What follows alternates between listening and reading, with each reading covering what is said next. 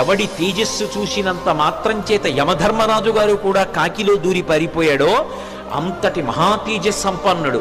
తన జీవితం మొత్తం మీద రామచంద్రమూర్తి చేతిలో చనిపోకముందు అతను ఓడిపోయింది ఇద్దరి చేతిలోనే. ఒకటి వాలి చేతిలో ఓడిపోయాడు, రెండు కార్తవీర్యార్జునుడి చేతిలో ఓడిపోయాడు. దిక్పాలకుడిని కూడా ఓడించాడు, దేవతల్ని ఓడించాడు, ఇంద్రుణ్ణి ఓడించాడు.